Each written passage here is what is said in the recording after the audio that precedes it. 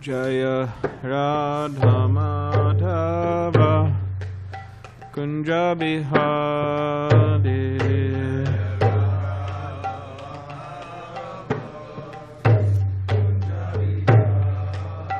Jaya Radha Madhava Kunja Bihari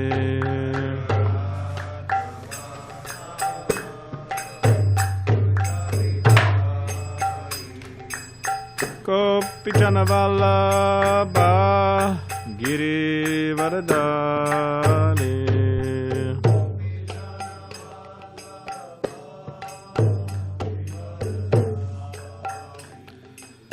Gopi Jana Vallabha Giri Varadali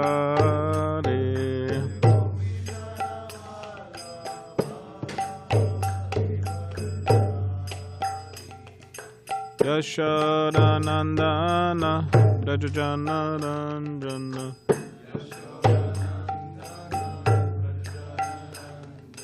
Yashodanandana Brajajana Ranjana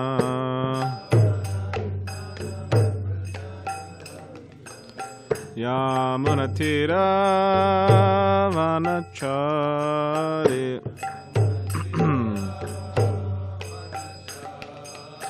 Yamunatira Vanachari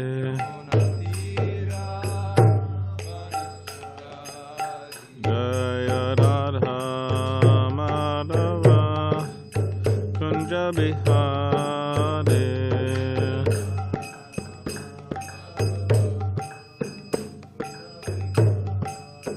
Jaya Radha Madhava Kunja Bihari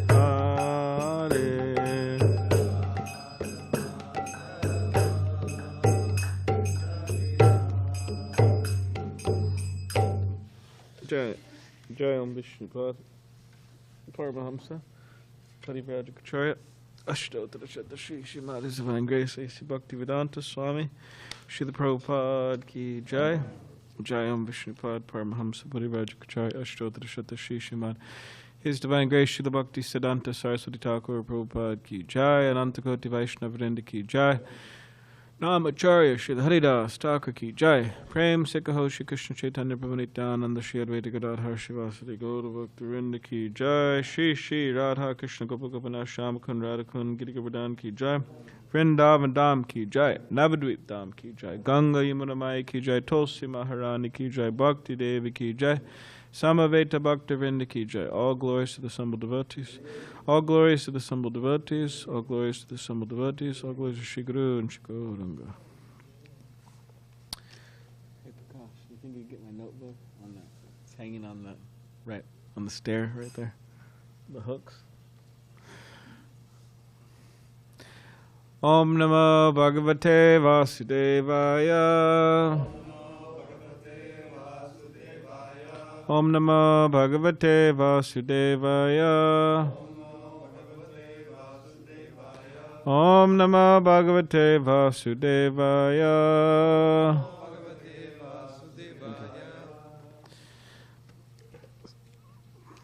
Srimad Bhagavatam, Canto 5, entitled The Creative Impetus, Chapter 13. Rahugana converses with Jad Bharat, and we're on Text 3. So, if everybody could please repeat after me. Prabhuta, Virut, Trina, Goma, Gavare, Kotara, Dangshar, Mashakar, Upadrutaha, Kvachit, Tu, Gandharva, Puram, Prapashyati, Kvachit, Kvachich, Chashu, Rayolumukha, Graham, Prabhuta Virut Trinaguma Govare, Kotora Dangshar Mashakar upadruta. Kvachit tu Gandharva Puram prapashyati. Kvachit kvachit chashurayo mukagraham. Prabhuta viruttanagumagavare. Katora dangshar mashakar upadruta. Kvachit tu Gandharva Puram prapashyati. Kvachit kvachit chashurayo mukagraham. Prabhuta viruttanagumagavare. Katora dangshar mashakar upadruta. Kvachit tu Gandharva Puram prapashyati. Kvachit kvachit chashurayo mukagraham.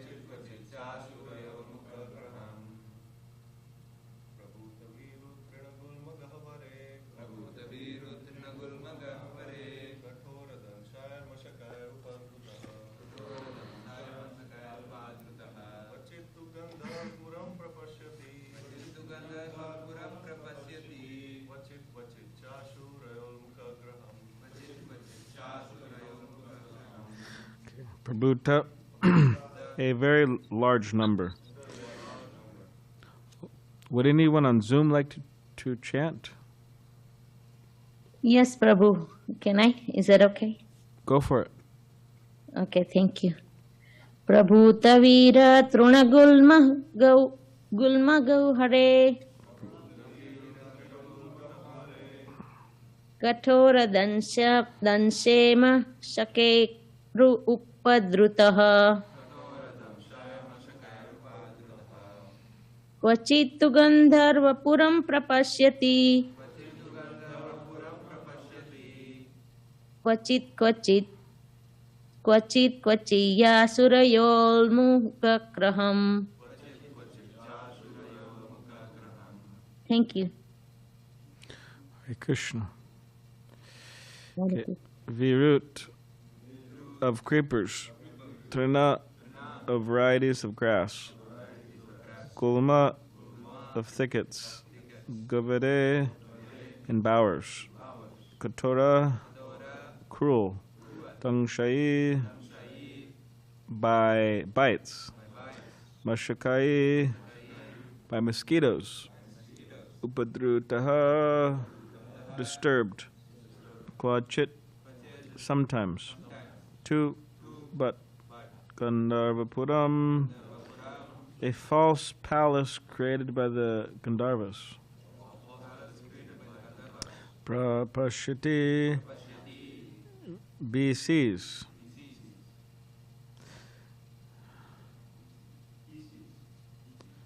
Does yours say he sees? Mine says BCs. All right, well, he sees. Kvachit, and sometimes. Kvachit, sometimes.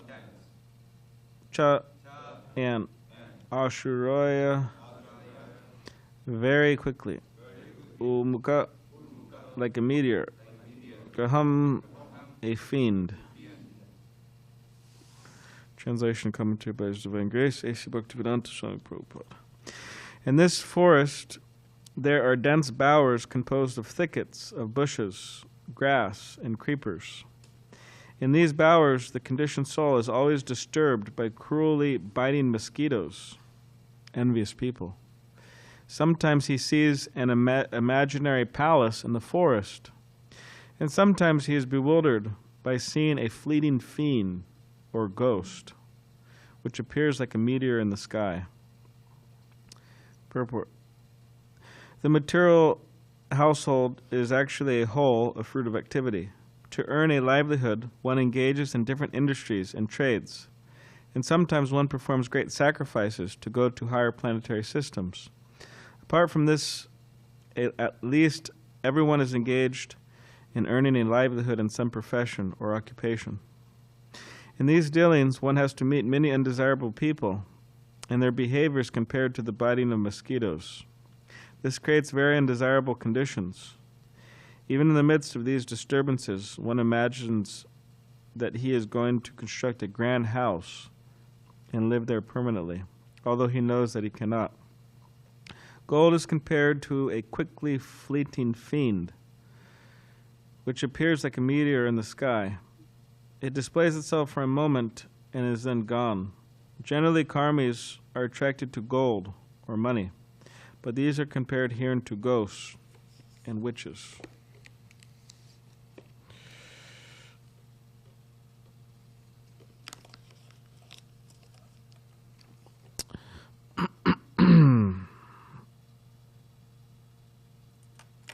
Om Gana Dividendasya, Kadanchana Shilakaya, Chukshulan, Madatam Mena, Tasmai Shri Gravedamha, Kam Karivachalam, Pangam Langai Tegarim, Yakipatam Hamvande, Shigrun Ditaranam, Vancha, Kopdibisha, Kripa, Sindhubevacha, Patitanam Pavanebyo, Vaishnavebyo, Namona Maha, Jai Shri Krishna Chaitanya, Prabhanitananda, Shri Advaita Gadadha, Shivasadi Gaur Bhakti. Hare Krishna, Krishna Krishna, Hare Hare. Hare Rama, Rama Rama, Hare Hare.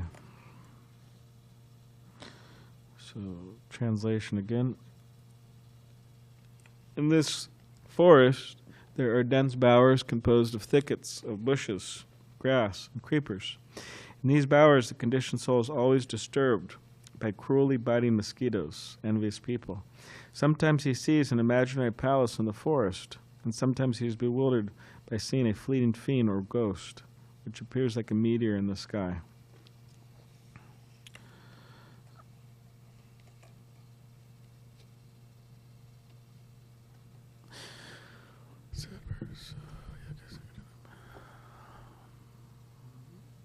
In the 11th canto, the 9 Yogendras, there's a verse, Yagir Sankirtana Praya Yajanti Hi Sumeda Saha. What's the first part? Krishna Varnam Tusha Krishnam Sango Angasta Parshadam Yagir Sankirtana Praya Yajanti Hi Sumeda Saha. That the intelligent people of this Kali Yuga, they will engage in the Sankirtan movement or the Hare Krishna movement, engage in chanting Hare Krishna and in serving Krishna, congregational chanting. And we see that some people are doing that in the world, more and more and more, and we're hoping more and more and more people will engage in the process. But unfortunately, the mass of people are being led by blind people, spiritually blind people, who are completely ignorant, practically of everything. Practically, they don't know anything. they may know how to dress up very nicely, right, with their very expensive clothes, which I don't exactly understand why they're so expensive in the first place, but whatever. They're very expensive clothes, right? Men and women dressing up for their big events, that they're going to in Hollywood or wherever. They may know how to entertain people, make people laugh, know how to, they're good actresses or actors. They know how to do that. They may be very good at sports, throwing a ball in a hoop, right? Or whatever. They may be good in so many things, but they're absolutely ignorant of the real goal of life. And you see this, that sometimes if you happen to hear these people speak, specifically interviews, because interviews, it actually tells a lot about someone. Even 15 minutes of an interview with someone. And sometimes they interview famous people, rich and famous people. So what do you think about this? What do you think about that? What do you think about this? And then you hear what they say, and it's like, oh my, what is this person say? In other words, so ignorant. Like, for example, a few examples. I'll start with Ringo Starr. Now, Ringo Starr of the Beatles, old band Beatles, he had a better answer than a lot of people. But his answer, because the man asked him, what happens when you die? And Ringo Starr said, well, he didn't take too long to answer. You could tell he had it in his mind. He said, you go to heaven. And he said, in heaven, but it's temporary. And then you come back to this world and you try to deal with things that you didn't, he used some foul language, but you try to deal with things that you didn't work out. That was his answer. And then they went on to the next question, which I thought that was interesting because he did have some association with devotees. Devotees did meet him in London with George Harrison and John Lennon. Of course, Ringo didn't take as much interest as George Harrison, but he did have association. He did speak with devotees. But it's interesting that he said that, because most of the time when people say, oh, you go to heaven, means their idea is that you stay there and you're with God or whatever you're doing there. You're there. Most people won't say, oh yeah, you're in heaven, and then you come back down to this world, and then you work things out. That sounds like it's coming from the Bhagavad Gita. So anyways, that's what he said. Now, there was two other people that were interviewed, and I'm not going to say their names because it's not that important. And but very famous, very rich, very famous, very huge, mega star actors, both of them. So anyways, one said, he was asked a question. Of course, most of the questions that they were asked were just really frivolous and whimsical and not really important, which is interesting when you think that they ask these people more important questions. Like one of the questions, oh, what's better, an apple or an orange? Whatever. It's so stupid. But out of all the questions, what happens when you die? Of course, that was a more philosophical one or serious one. So they asked one of the actors, what happens when you die? And then he was like, well, those you leave behind, they'll miss you. And then the person, the interviewer, he kind of like froze there, for 10 seconds, which is a long time in a show, to freeze. And then all the audience, they kind of like, oh, and they made that, It's kind of interesting. All of them at the same time made that, I guess maybe a few did it and then everybody followed, but when someone says, oh, you know, like they see something cute or they hear something cute, oh, so cute, and that was it. Now, and then it went on to the next question. Now, that didn't really answer the question. What happens when you die? He just said, oh, the people who were there, they'll miss you. Well, I mean, that's like obvious. That is, I mean, it provided you have some friends, provided you have some family, provided you're leaving someone behind, they're going to miss you. I mean, that's just common sense. That's not an answer to the question. So you see how ignorant it is. Avoiding the question and giving a super basic, common sense question. And the thing is interesting is that his answer, it went viral as it was a very deep answer. Means an answer that was, you know, he gives a great answer to what happens after death. No, he doesn't even answer the question. So another one, they asked him, this megastar Hollywood actor who's been acting in movies for many, many years, they asked him, what happens when you die? And he said, well, you know, I've never been really much of a religious guy. But he said, now I'm getting a little older, I'm starting to rethink it, you know.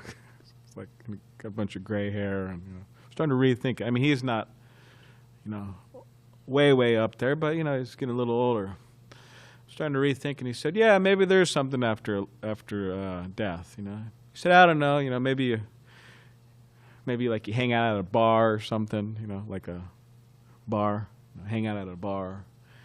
And that was his answer.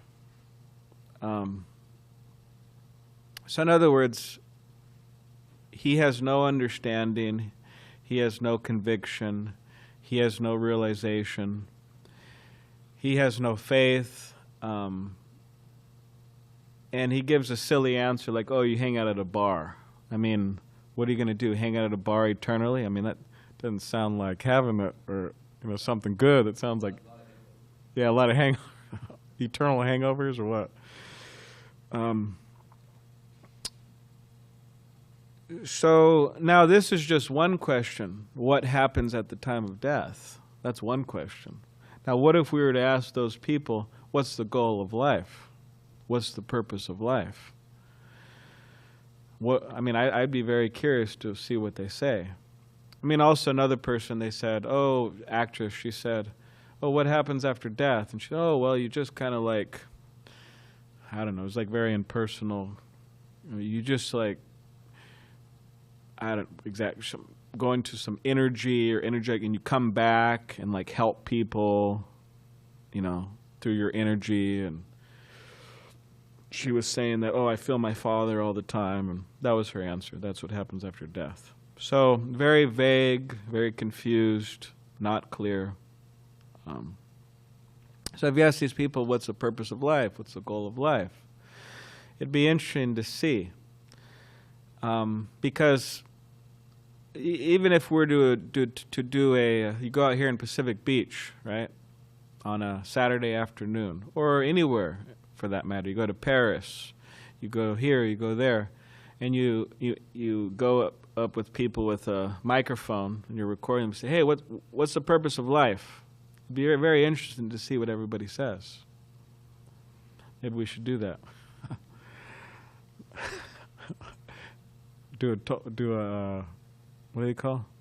Anyways, to see what they think, because they have a saying, a fish rots at the head.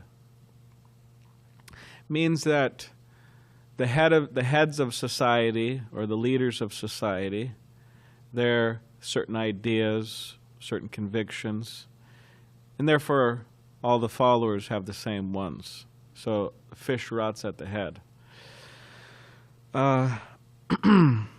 So yeah, unfortunately, people are bewildered and ignorant, to say the least.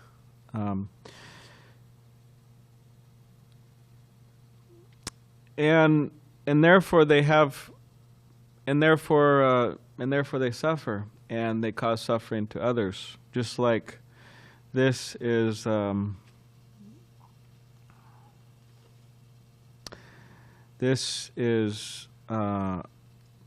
being mentioned in the purport here, that people, because it's saying that the living entity is entering into this forest, this material forest, which is quite interesting because it's being described here, this forest, but in the next chapter, it's going into practically the same thing, the forest of enjoyment, but it's more detailed. This is an overview, and it goes into more details. It's 2 chapters. We'll be discussing this.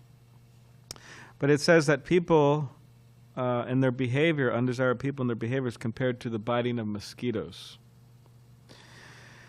So, Srila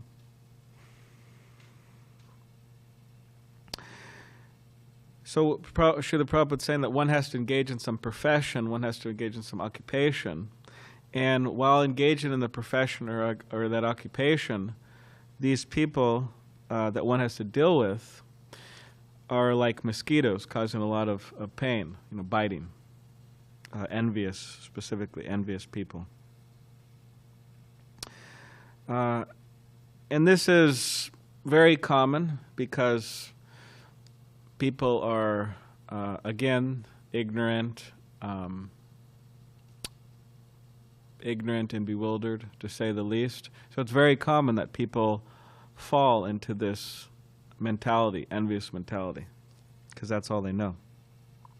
Just like one devotee was telling me how he was getting his PhD and he was dealing with his professor, who was very materially intelligent, if you want to say that. And he had a lot of experience. I mean, he's a professor, but he's not just, he wasn't like a new professor. He's been a professor many, many, many years. So he had a lot of experience.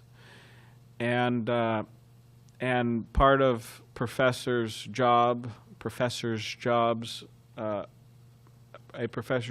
sometimes is to help other students get their PhDs. So he was helping this devotee get his PhD, but he wasn't really helping much. He was telling him, he wasn't guiding him much, and also he was telling him things that were just inaccurate and wrong. So practically this devotee, he followed his advice a few times, which got him into more trouble and made it more difficult for him. And then he'd ask for some more help, and he wasn't helping very much. And then the devotee finally said, all right, I'm finished. I'm just going to do it myself. And he did all the research and everything and figured it out. But it was very painful. Now, of course, some of us sitting here, we may not be able to relate to the pain that devotee felt trying to get his PhD. I don't know. Who has a PhD here? No one. Okay. So we may not be able to relate, but it was extremely painful. That's what he was telling me. Mostly mental, obviously. But he made it. So mosquitoes biting, Professor Mosquito biting. I had a job once.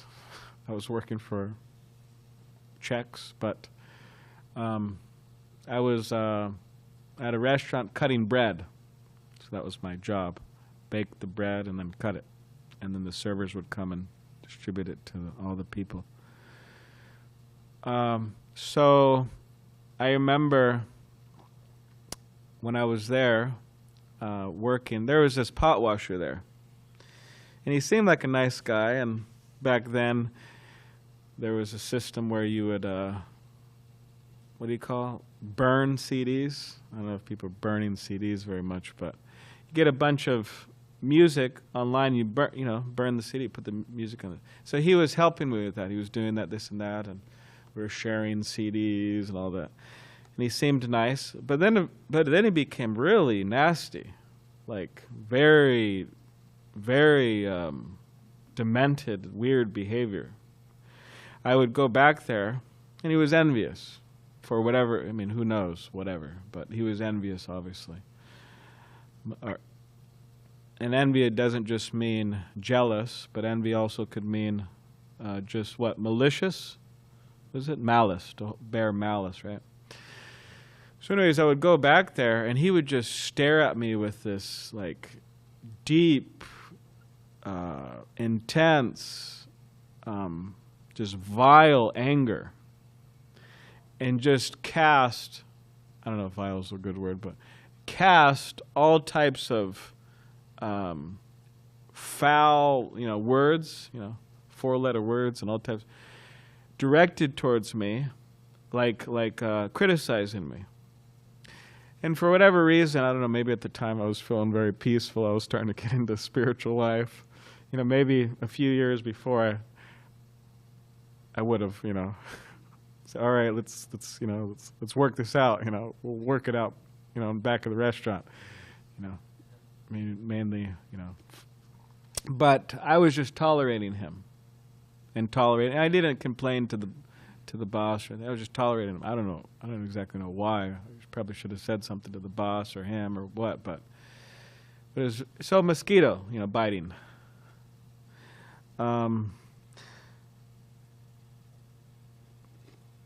At the same place, this is only one job I had. Imagine if I had a few jobs, right? The same place, there was a worker. He was like the main, in charge of the oven and the bread, the whole, system we had going on there, station. So he would come in once a week, and he was super passionate and just a bit of a strange fellow, and that he was like super, like he wanted everything a very specific way, and apparently I wasn't doing it the way he wanted it done. So he's very critical and harsh also. Mosquito biting. So this is just two experiences. Of course, I could give a whole Bhagavatam class, right? But I'm not going to do that. Moving on, but people, and I'm sure at times I've also been a mosquito, right, biting people. But this is the nature of the world. It's sometimes difficult to tolerate.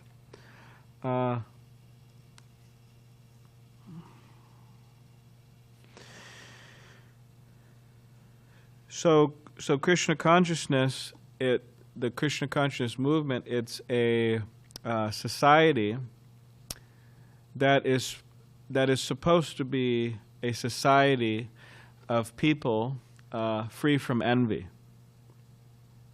Means we're not jealous of others, nor do we have any malice towards others.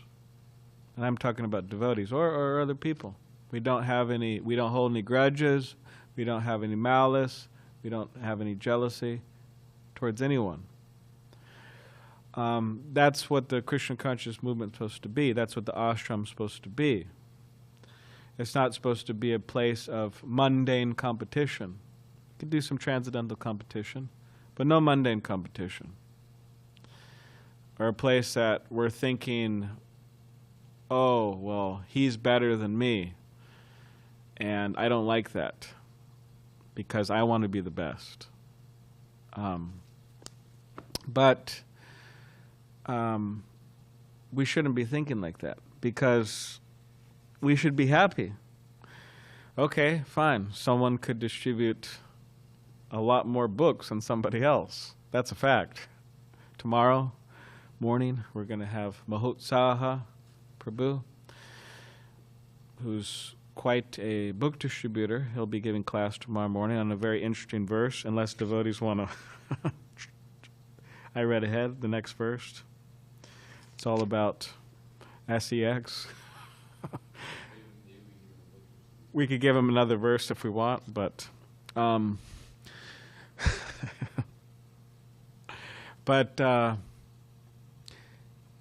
yeah, anyways, he's coming tomorrow, and he's going to be giving class, and he's a very good book distributor. So it's not that a devotee should be thinking, or it's not that I should be thinking, oh, he's distributing so many books, and And okay, we could think, I wish I could distribute that many books. I wish I could distribute a portion of that many books. I wish I could distribute that many books in my whole lifetime, what he's done last month. But we shouldn't feel like envy. Our heart shouldn't burn that, oh, this person. Our heart shouldn't, I wish I was like him, and you start feeling ill feelings toward the person. But we should be happy. Wow, such a great person. Ali's able to do this. I should try to serve him. I should, hear from him. In this way, try to get some of that book distribution mercy.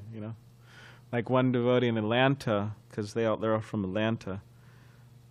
Apparently, he's number 2 in Atlanta. I forgot his name. But apparently what he does sometimes is he takes Mahotsaha's remnants, from his plate. He takes it. So then he told Amogalila, because Amogalila saw him taking some remnants. And this devotee said, yeah, that's why I'm number 2, So by serving it, and there is something there, by serving devotees this way, that way, we actually something does rub off on us, we hope, and then we're able to serve better. So yeah, we don't want to be like mosquitoes, and we don't want to surround ourselves by other mosquitoes, right? Nobody likes mosquitoes. So therefore, the idea is to practice Krishna consciousness sincerely and seriously, and to become more and more absorbed in Krishna and Krishna service and the service of the devotees, and to be convinced that Krishna consciousness does provide answers, and it does allow one to get off of a ignorant, bewildered platform of existence. To get off the mosquito platform, and to rise to the higher platforms of life, means spiritual life, Krishna consciousness. So yeah, knowing that people are, a fish rots from the head, knowing that the leaders of society are ignorant and bewildered, and knowing that trickles down into society at large, and knowing that people are suffering from the mosquito bites of other people, mosquito-like people, and they themselves having those tendencies, we should feel some compassion and try to do something for them. And one of the best things we could do is to be Krishna conscious. Because Srila Prabhupada, the reason why Srila Prabhupada had so much power in his giving Krishna consciousness to others, because he was Krishna conscious. He had that supreme purity. So if we could just have a little bit of that purity by being Krishna conscious as much as we can, then that will be very helpful for others. And we should try to use our brain power, or use our intelligence, whatever we have, and also resources. Those who have bank balances with money in it, extra money, which practically means, for the most part, everybody who's working. Of course, sometimes it's difficult to sustain and to live and this and that. But those working for money, they aren't supposed to just sit on the money and not do anything good with it, or just, save it, and I'm going to buy this property, I'm going to buy that property, I'm going to buy this business, I'm going to buy that business, I'm going to send it to my family, I'm going to do this and that. That's called a karmi. Karmis do that. But devotees, they take their money and they contribute it for the spreading of Krishna consciousness for good purposes. That's what a devotee does. And if we don't have money, engage our body, right? Sweep the patio, wash the pot, do that. Do something, engage our body. And if we're struggling with that, then we're having a hard time moving our body, chant Hare Krishna. But whatever it is, whether it's intelligence, money, this, that, whatever resources we have to engage them. But we can't just sit on the resources and not use them. That's actually not good. So to rack our brains, how we could use those resources, that is very important. And we want to have a little center. Before there was a center in Encinitas years ago where devotees would give classes and distribute prasadam and all that. So we want to have a center in South Bay.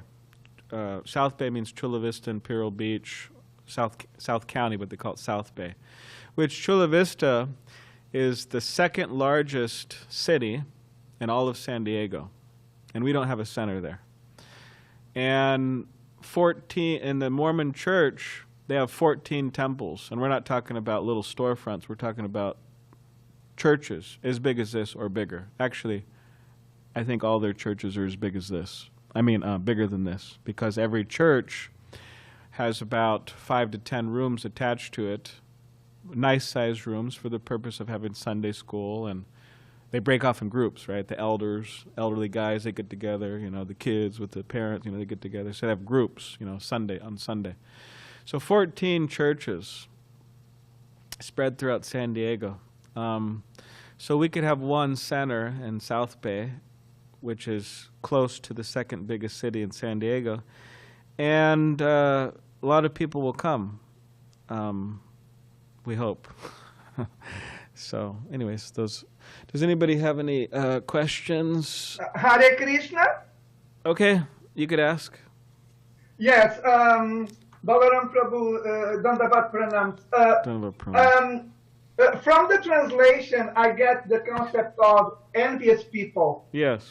So you know better than me that anything that happens here in the material world, it happens in the spiritual world.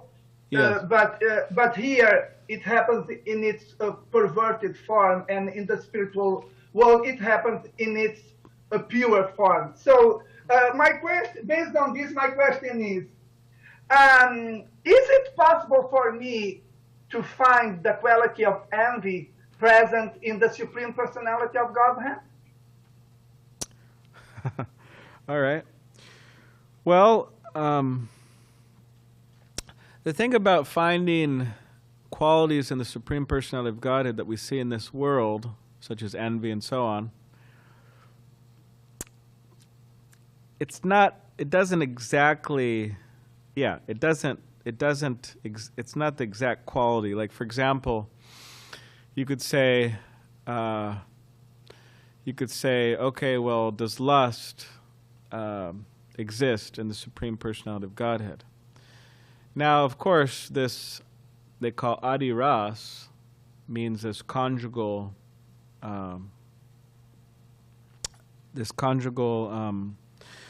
emotions. They are there in the Supreme Personality of Godhead. Therefore, you have Srimati Radharani. Therefore, you have the conjugal rest. Therefore, you have gopis and Krishna and so on. So it's there, but but it's not like here in the material world. Based on selfishness, based on the material body, based on, so many mundane things, considerations. But it's pure. So there's iron and then there's gold. So the love of this world is like iron, but actually it's lust. It's not love. It's like iron, and prema is like gold, right? Kanchana, gold. So now envy,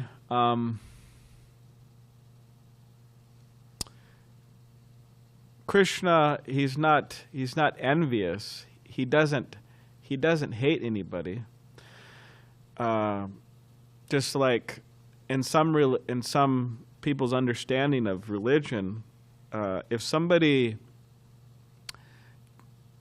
if somebody just doesn't believe in God, they're very good. In many ways, they're a very good person. They're vegans. They recycle their trash.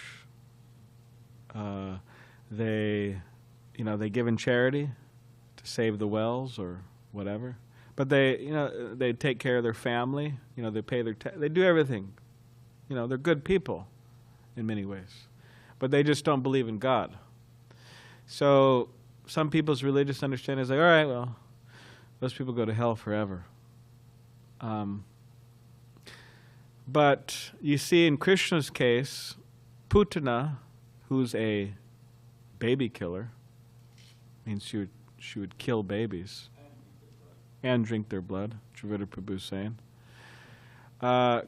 Putana came to kill Krishna. Of course, she can't kill Krishna, but she thought she could, so she came to kill Krishna. But Krishna, he killed her. But then he sent her back to Godhead, to the spiritual world, and engaged her as a nurse.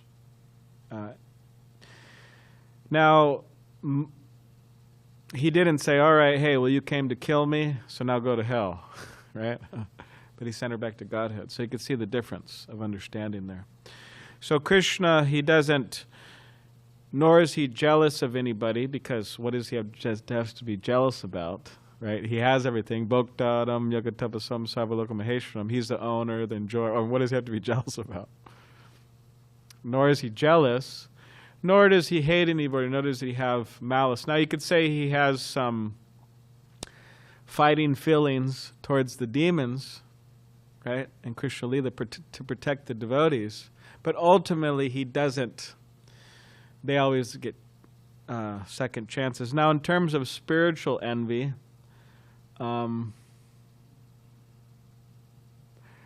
nothing's coming to my mind, but maybe if somebody else has some. Vijay Prabhu saying, Prabhupada said there's no envy in the spiritual world. So now with the gopis, you have Radharani's camp, and you have Chandravali's camp. It's not Chandravali, right? Chandravali? Yeah, Chandravali's camp. They're separate camps. And they don't mix, they don't really, get along with each other exactly, right? They're separate camps. Now we don't have to get into all the details of that, but means there is some, you could say, transcendental, right? Huh?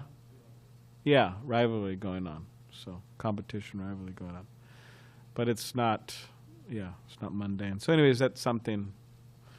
Balaram Prabhu, if I may, I liked it when you said that Krishna didn't kill Putana. He sent her to the spiritual world in order for her to become a nurse. Thank you very much, Prabhu. Wonderful answer. Okay, thank you, Hare Krishna. Okay, Dravida Prabhu, and then Jeff. Yeah, just a little comment on that. Prabhupada would often use this phrase, conspicuous by its absence. So that's an interesting phrase. In other words, you can tell it's the spiritual world because envy is conspicuous by its absence. And this whole idea of a perverted reflection, envy is there by its opposite, complete opposite. Yeah. And what is envy? First of all, again, Prabhupada's language. We have to have, it has two distinct meanings. One is the obvious one of jealousy, which is the common way we use it. And Prabhupada uses it that way sometimes. But envy can just mean to bear malice towards someone, to hate them, because a million different reasons. That's envy also, which is not commonly used in the American English. But Krishna it's absent there. Krishna is actually managing everything so everyone can be in bliss. And of course that means that they're serving, they're serving Krishna and they're feeling the bliss. And even in the material world, we have to have the understanding that everything Krishna is doing, even when we have some suffering, and that's ultimately for our own good. Jatena kampam susamikshimana. You see it all as Krishna's mercy. So he's just the opposite of envious. The envious is like lust is love that's been curdled in a sense. It's the love of Godhead, prema, that when you come to the material world, the modes of nature turn it into lust, which is the worst enemy. But it has to be turned back, it has to be purified, turned back into love by the process of devotional service. So that's the way I like to think. Thank you. Okay, Jeff, you want to ask something? Hare Krishna. Just a reflection. Earlier Okay. in the class, you were talking about the celebrity who responded to what happens after death, and it reminded me that it seems like even people that are completely devoted to materialism and don't believe in anything, maybe at best the light, the Brahma Jyoti, even at best, if you say, "Do you believe what goes around comes around?" Almost everyone will say, "Yeah, I do believe. I see that. I get that." So it's just interesting how the law of karma, it's there, it pervades, and even totally covered over, people will say, "Oh yeah, I do see that." So Yeah. It's just interesting the effect of these laws, spiritual laws, Yeah. exist. Thank you. Yeah.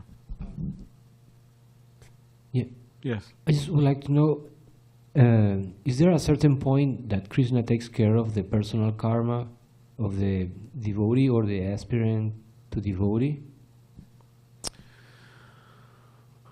Well, to the degree we surrender to Krishna, then he takes care.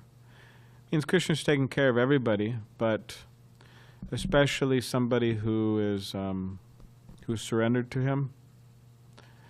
Just like the example, Srila Prabhupada gives example of a father and mother may have many sons and daughters, but they're especially they especially take care of the one who's very dependent on him. You know, the younger one, very dependent on the father and mother.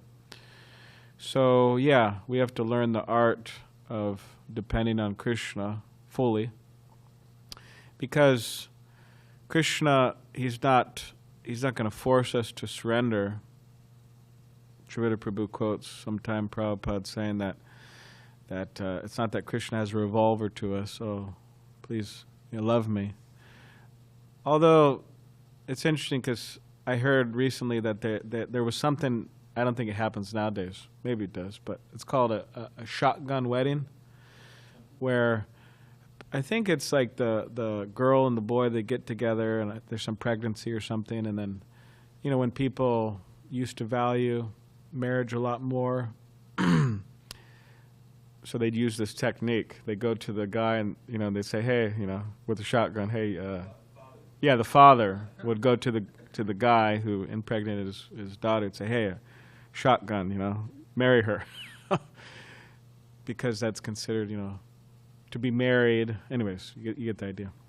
So, but Krishna's not going to do that. But yeah, we should try to learn the art of, depending on him. And of course, at the time of initiation, when one takes initiation from the spiritual master, it said that the spiritual master absolves one of their karma. So to try to get close to initiation is important in that regard. Okay. Grantaraj, Srimad Bhagavatam ki jai. Srila Prabhupada ki jai. So should we